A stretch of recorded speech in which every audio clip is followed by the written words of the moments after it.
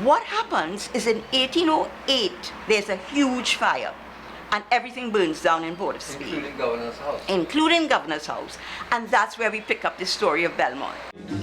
Trinidad and Tobago will always live on. Colonialism gone. Our nation is born, everybody. We go follow our leaders. They always do their best. Oh yes, we want to achieve. We're going to aspire. We're bound to be a success. All right, so the governor, his law, moves to an area just in the area of the Hilton Hotel, and he builds a house. That's Governor's House. So you can see that the little Port of Spain then gets a little extension, yes, because here is the Governor's House. And up to that point, if you left the seafront, what would now be Independence Square, you would probably come as far as Park Street in terms of houses. Right. So Port of Spain itself was, like, as I said, from about Nelson Duncan all the way to as far as probably Richmond, just beyond Woodford Square. And then coming north, just about Park Street. Park Street, after that, it was pasture and bush and cows. So Belmont, which means beautiful mountain, more or less starts more or less from the north.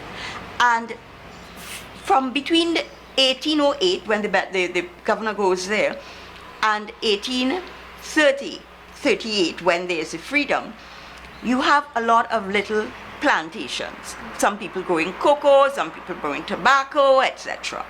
And you have a demarcation, which is very interesting, which is the river, the St. Anne's River coming down from St. Anne's, which still flows through Belmont between Norfolk Street and the Savannah.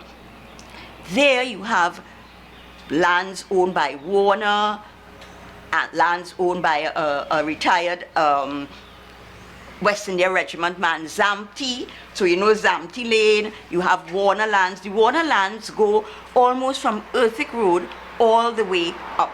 So the village of Belmont is coming around as more and more people come to Trinidad. And with the end of slavery, you have more freed slaves who are looking for places, and very, very important, not only the freed slaves, because one of the remarkable things about Belmont is the freed Africans. And you know, I don't know how we keep missing that in all that we do. So from about 1841, you had lots of freed Africans coming to Trinidad. They were not slaves, they were never enslaved, and that speaks to the African culture that was really new and resurgent in places like Belmont.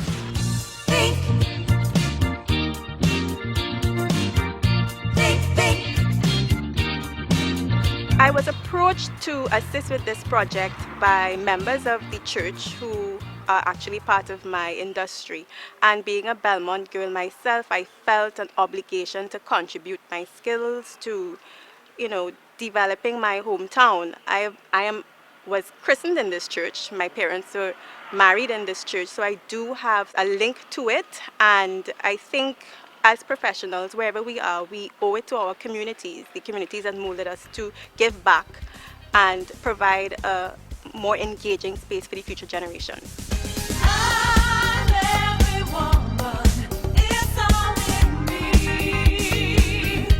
Heritage tells you who you are and dictates and guides you in terms of where you want to be and who you want to be.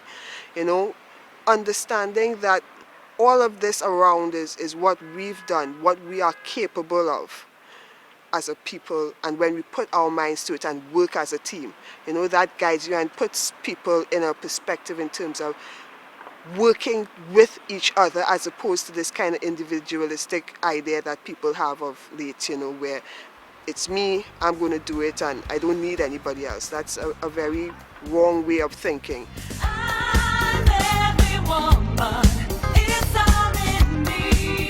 This was always one of the ideas from way back from Citizens for Conservation before we had a national trust. Even with town and country planning 20, 30 years ago, this was one of the things. There was always a consideration for a Belmont Heritage District.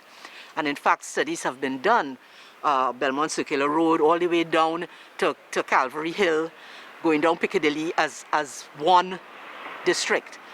We have to keep the best of our old buildings, love what you have, try to appreciate it, learn about it, make it work for you. Adaptive reuse of our old buildings makes the building come alive again. It makes it earn revenue for its own upkeep and for future generations. So it preserves your sense of place, it preserves your heritage. It helps you to remember where you came from, and it helps to guide you to the future.